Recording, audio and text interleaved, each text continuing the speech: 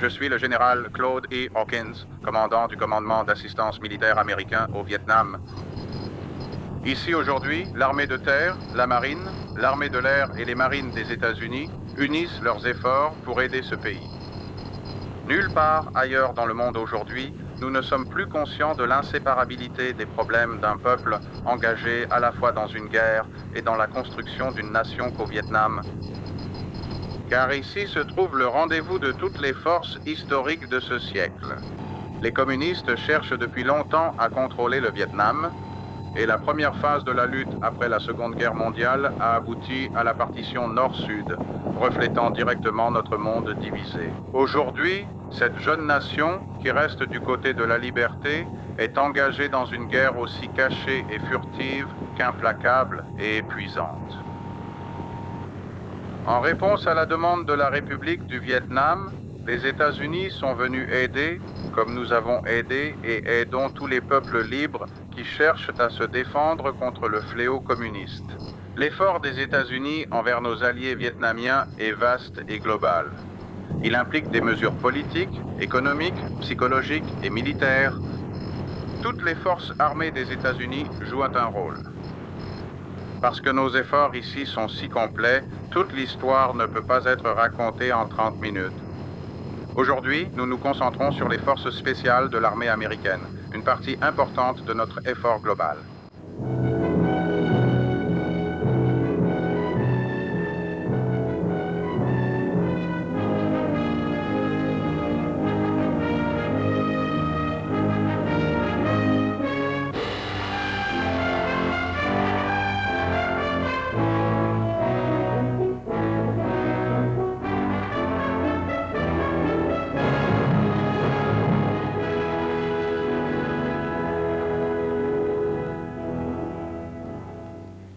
Je suis James Harness. Dans les 30 prochaines minutes, vous rencontrerez un groupe remarquable d'Américains, membres des forces spéciales de l'armée des États-Unis au Sud-Vietnam. La République du Vietnam, à l'extrémité orientale de la péninsule d'Indochine, est l'un des endroits les plus éloignés de chez soi pour un Américain sur Terre. Quand il est 7 heures du matin, ici à Saigon. Il est 7 heures du soir la veille à New York. Les forces spéciales de l'armée ont été envoyées au Vietnam car expertes dans la formation d'hommes pour une guerre spécifique. C'est une guerre sale, menée sans uniforme sur un champ de bataille sans frontières. Une guerre où le paysan amical que vous croisez dans une rizière peut devenir un ennemi meurtrier dès que le soleil se couche. Le coucher du soleil est magnifique au Sud-Vietnam, mais ensuite la nuit tombe, et la nuit au Vietnam, des hommes meurent. La guérilla communiste vit grâce à la population, par la persuasion si possible, mais si la propagande échoue, par la terreur. La peur et la propagande ont transformé les villages isolés d'Asie du Sud-Est en un théâtre de guerre, une guerre qui ne peut être gagnée ou perdue que par les villageois eux-mêmes. Ce que les Américains peuvent faire, c'est combattre la peur en leur donnant des armes et la formation dont ils ont besoin pour se défendre contre le terrorisme. Et nous pouvons répondre à la propagande par des actions. Nous pouvons apporter dans ces régions reculées une preuve tangible que le mode de vie que nous proposons est une bonne vie, qui vaut la peine d'être défendue. C'est l'histoire d'un petit groupe d'Américains qui essaie discrètement de faire ce travail maintenant, dans les marais et les jungles du Vietnam.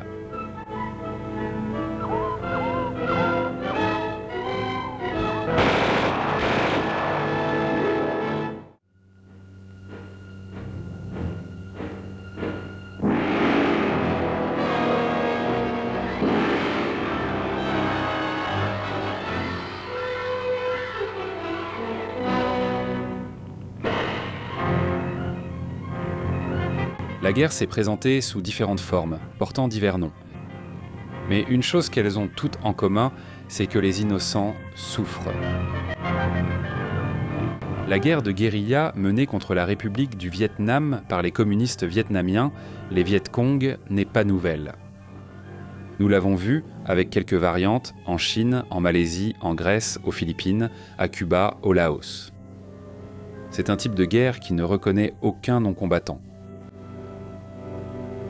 Au Vietnam, les guérilleros communistes promettent le progrès, mais les personnes qu'ils assassinent de préférence sont les instituteurs, les médecins, les ingénieurs, tous ceux qui essaient de faire aujourd'hui ce qu'ils promettent pour demain.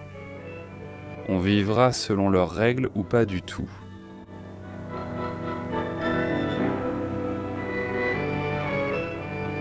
Le destin du Vietnam dépendra de celui qui l'emportera dans les villages. Et le gouvernement des États-Unis est déterminé à ce que ce ne soient pas les guérilleros communistes.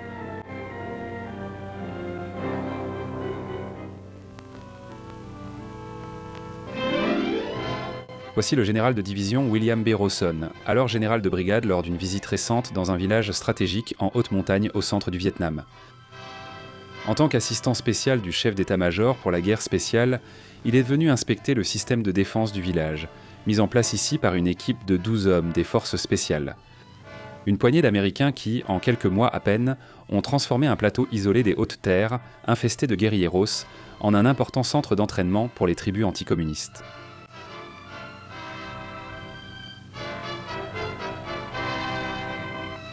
Nous avons demandé au général Rawson de décrire la guerre au Vietnam et le rôle du soldat des forces spéciales. Il existe de nombreux termes qui pourraient être utilisés pour caractériser le conflit qui se déroule actuellement au Vietnam. Pour le grand public, le terme le plus courant est sans doute guerre de guérilla. Cependant, quel que soit le nom que nous lui donnons, il ne fait aucun doute qu'une insurrection armée à grande échelle est en cours, visant à détruire l'indépendance nationale d'un peuple. La politique du gouvernement des États-Unis est de conseiller et d'aider le peuple de la République du Vietnam dans sa lutte pour vaincre l'insurrection communiste qui cherche à les priver de leur liberté. Les soldats américains que vous verrez dans ce film font partie de notre effort d'assistance.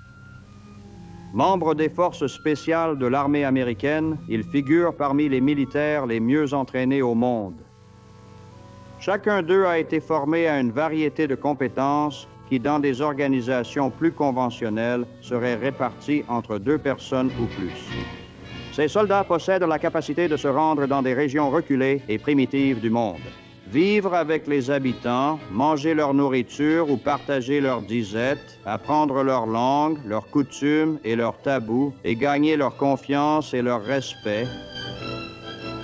L'avenir de ces régions d'Asie du Sud-Est pourrait dépendre d'événements survenant dans des villages isolés de la jungle, absents des cartes, par des actes de violence qui ne se produisent qu'à la faveur de l'obscurité, par des guerres qui peuvent être gagnées ou perdues avant même que le monde ne sache qu'une guerre a commencé. Ce film documente une petite partie de ce que font les forces armées, et en particulier votre armée, pour s'assurer que de tels conflits, où qu'ils nous soient imposés, puissent être repoussés avec succès par nous-mêmes et nos alliés.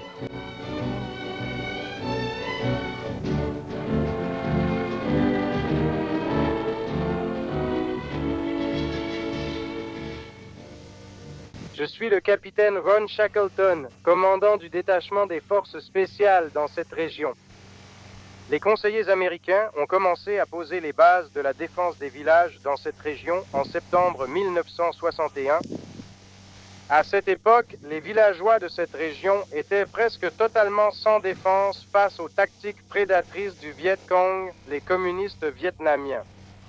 Par peur, ces montagnards étaient obligés de nourrir et d'héberger les patrouilles itinérantes du Viet Cong, et leurs jeunes hommes étaient souvent forcés de participer aux activités du Viet Cong afin de protéger la vie de leur famille. Nos efforts, durant les mois où nous avons été ici, ont consisté à apprendre aux montagnards, qui se nomment eux-mêmes le peuple Raw Raid, qu'ils sont capables de se défendre contre de telles tactiques, qu'ils n'ont pas à avoir peur. Nous avons montré au Raw Raid comment construire des clôtures de type palissade et comment assurer une sécurité 24 heures sur 24.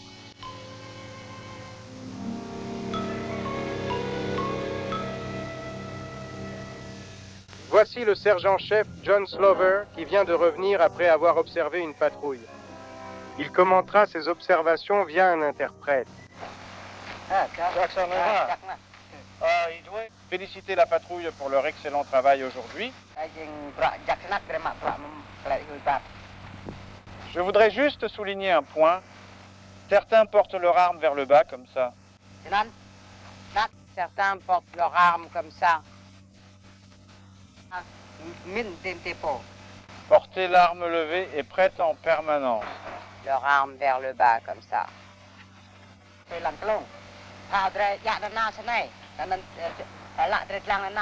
Leurs armes comme ça. Certaines portent leurs armes vers le bas comme ça. Certaines la portent vers le bas. Là où sont leurs yeux se trouve aussi le canon de leur arme. Comme ça. Certains portent leurs armes comme ça, comme ça. Portent leurs armes comme ça. Certains portent leurs armes ainsi. Nos conseillers ne dépendent pas tous des interprètes.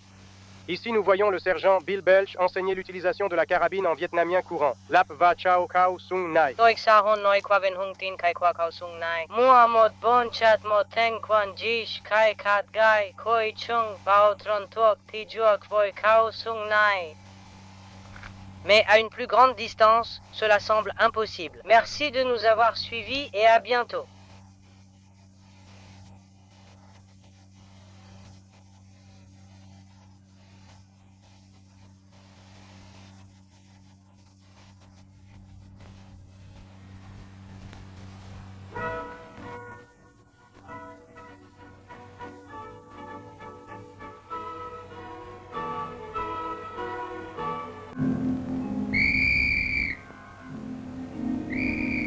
Dans ce cours, l'un de nos instructeurs RAD enseigne à ses hommes une technique de recherche et d'interpellation pour arrêter des agents du Viet Cong.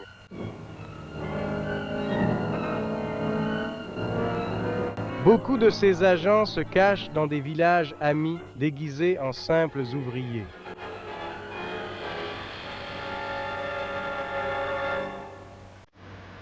Ces hommes viennent des villages voisins. Ils sont venus dans notre village suivre une formation pour assurer leur défense contre les guérilleros.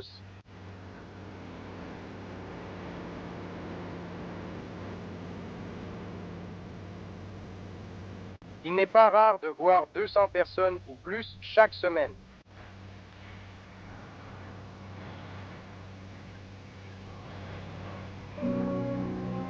À l'extérieur de la porte du village, il y a une pancarte qui dit « Ici, aucun Viet Cong ne doit venir demander du riz ni aucune autre aide. » Que c'est un village libre qui n'a plus peur. Nous avons appris à nos amis les tactiques de petites unités et fourni un équipement moderne pour leur défense. Des gens qui autrefois défendaient leur liberté avec une arbalète apprennent maintenant à utiliser des fusils, des mitraillettes et des grenades. Dajang. Benjang! Ma patengan. Ma. Kenapa? Hey Bob! Bob! Arrête, sors, arrête, sors, arrête, sors, arrête, sors, arrête, pars, arrête, monte, arrête, monte. Aujourd'hui, ces gens rades, qui sont à certains égards très primitifs selon les critères américains, comptent parmi les meilleurs combattants anti-guérilla d'Asie du Sud-Est.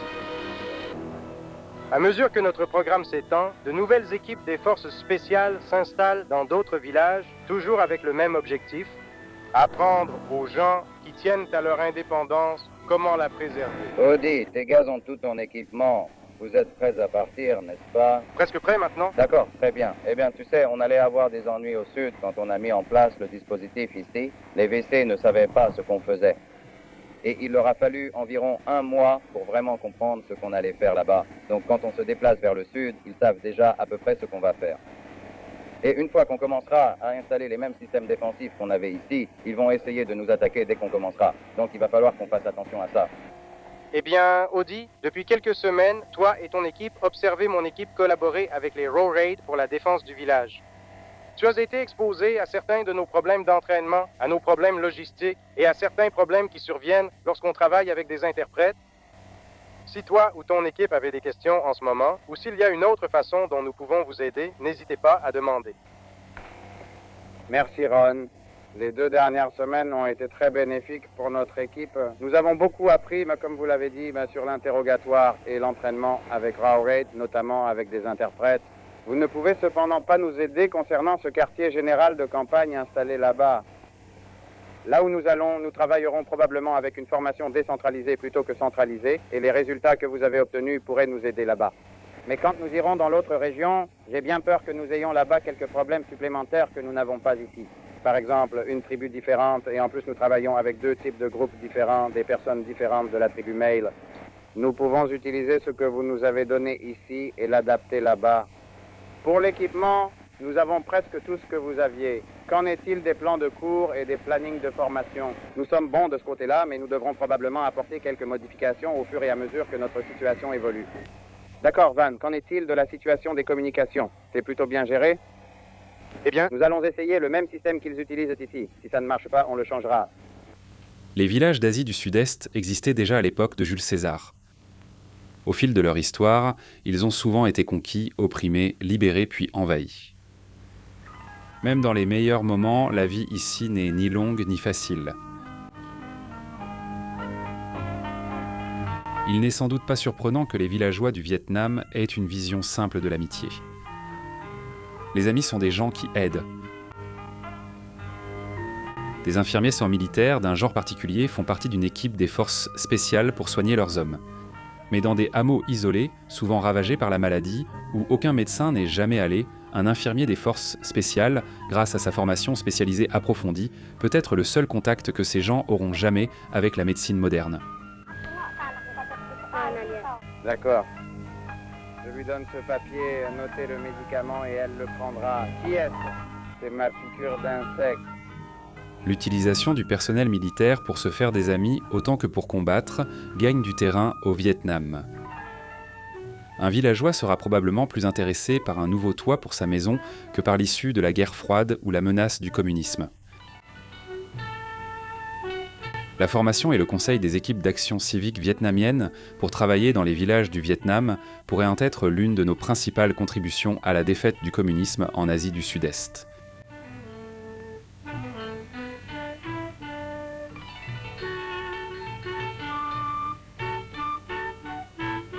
Si les bonnes actions répondent à la propagande communiste, elles ne suffisent donc pas à repousser le terrorisme des guérillas qui survient quand la propagande échoue.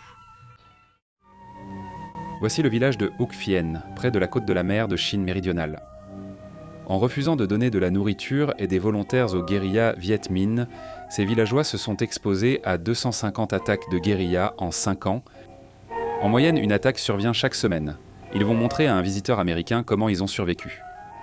Une alerte typique qui ici est plus souvent réelle qu'un exercice.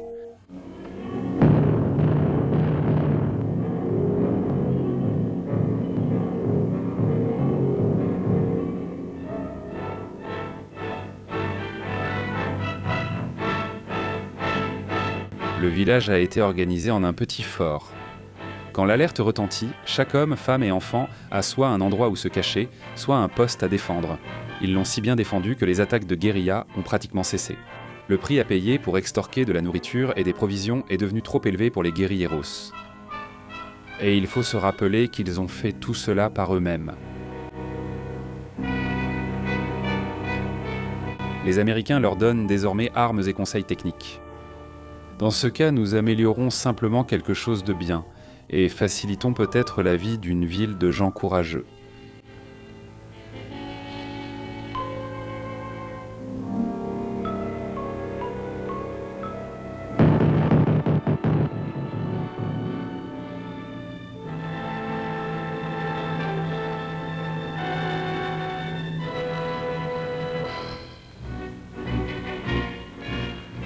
Toute la bravoure du monde ne gagnera pas une guerre derrière une palissade.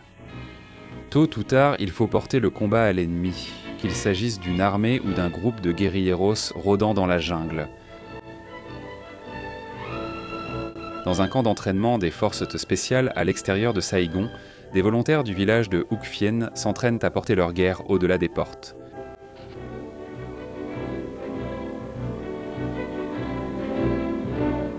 Ces entraînements peuvent être intéressants. La jungle n'est jamais sûre, et quand on s'entraîne à chercher des guérilleros cachés dans des villages de la jungle, on risque toujours d'en trouver.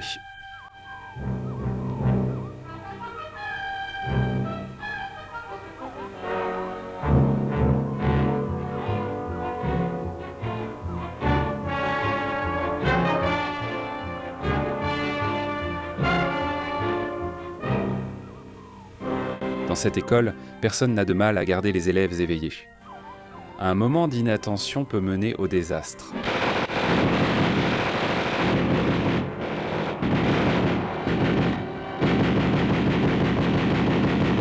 Avant de traverser une clairière, un temple ou un cimetière, il faut d'abord s'assurer.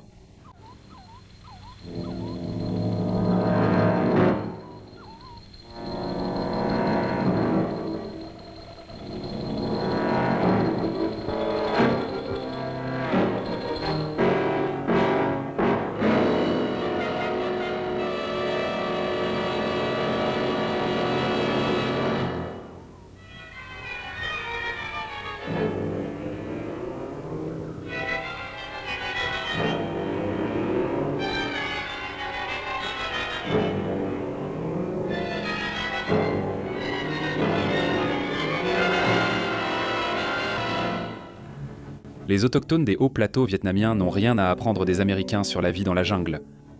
Mais ils ont besoin d'aide pour maîtriser les tactiques et utiliser les armes modernes que les guérilleros formés par les communistes emploient contre eux.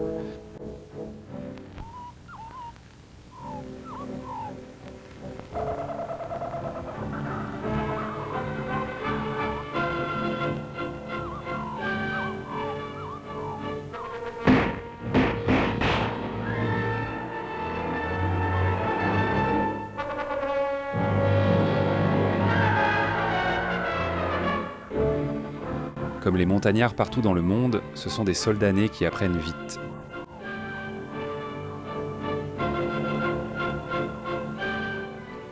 Des hommes du peuple Nung chinois s'entraînent dans un camp des forces spéciales près de Da Nang.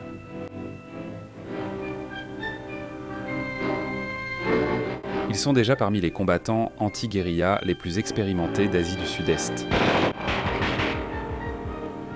En 1954-25, de ces mêmes hommes ont repoussé une attaque de 1000 soldats Viet Minh, tuant 600 d'entre eux au cours de l'affrontement.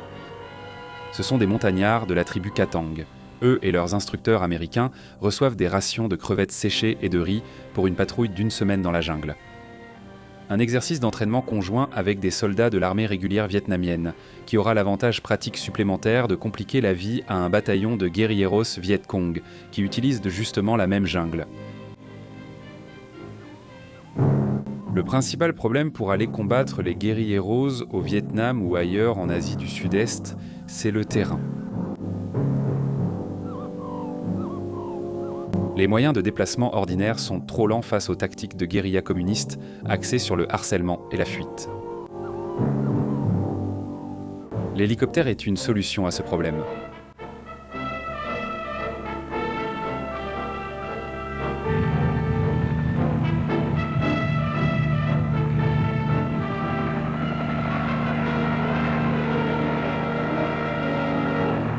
Des hélicoptères pilotés par des hommes formés à voler à la cime des arbres peuvent amener des troupes dans une zone occupée par la guérilla dès que la présence de la guérilla est repérée.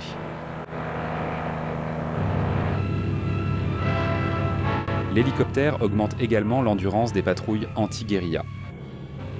Grâce aux provisions fraîches de nourriture et de médicaments au cœur de la jungle, ces patrouilles couvrent une large zone. Restez jusqu'à ce qu'ils trouvent ce qu'ils cherchent.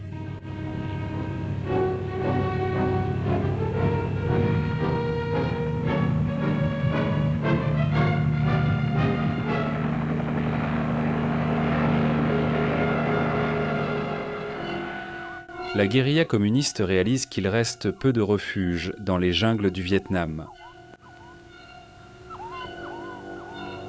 Certains des guérilleros Viet Cong sont des communistes endurcis, prêts à mourir pour une cause à laquelle, malheureusement, ils croient insincèrement.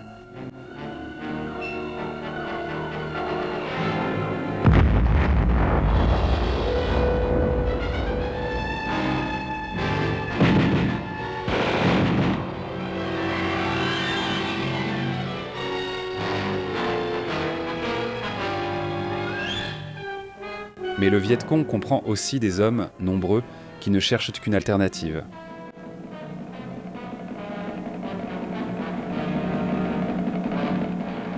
Des hommes comme ce jeune Rad, qui a quitté les guérilleros récemment et s'est livré aux forces spéciales pour demander protection. m'appelle Lee Dong Tuan Nam. Et j'ai 23 ans. Depuis combien de temps est-il avec les VC? Depuis quand est-il avec les VC? VC? Je suis avec les VC depuis 2 mois, depuis janvier. Pourquoi a-t-il rejoint les VC? Es-tu vietnamien? En tant qu'homme vietnamien, voudrais-je venir avec moi? Il a rejoint le VC parce que le VC l'a forcé, l'a poussé à partir dans la jungle. Pourquoi a-t-il déserté le VC? J'ai rejoint le VC parce que Je n'aimais pas la vie chez les VC et je me sentais mal que tant de gens travaillent encore dur. J'ai rejoint le VC. Et les arbres, parce que je n'aimais pas la vie du VC et je me sentais mal. Beaucoup de gens écrivent encore et travaillent dur. Pourquoi est-il venu dans notre zone d'entraînement? J'ai rejoint le VC parce que je n'aimais pas la vie du VC. Et j'étais peiné de voir que tant de gens continuent à travailler dur. J'ai rejoint le VC parce que je n'aimais pas la vie du VC et je me sentais mal que tant de gens travaillent encore dur. Quelle était la taille du groupe de VC avec lequel il était? J'ai rejoint le VC parce que je n'aimais pas la vie de VC et je me sentais mal que beaucoup de gens travaillent encore dur. Au Vietnam, il faudra encore longtemps avant que les épées deviennent des joints des charrues. Mais le moment viendra. Ce que le peuple veut, c'est la paix. La paix, c'est une chance d'améliorer sa vie.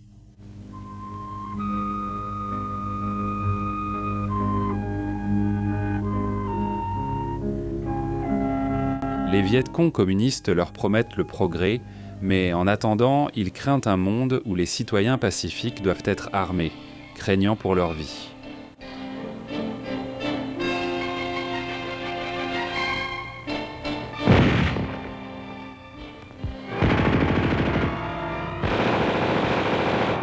Le Vietcong cherche avant tout le pouvoir.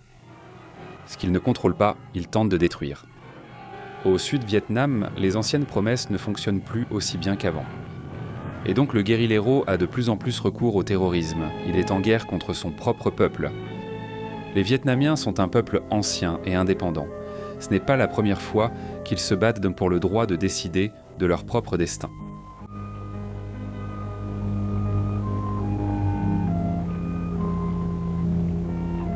Depuis 2000 ans, ils ont défendu ce droit contre tous les empereurs de Chine, contre la cavalerie de Kubilai Khan, contre des armées modernes utilisant des mitrailleuses et des avions. Avec le temps, ils enverront ceux qui voudraient aujourd'hui les opprimer rejoindre les autres dans la défaite. Notre objectif au Vietnam est de leur donner ce temps.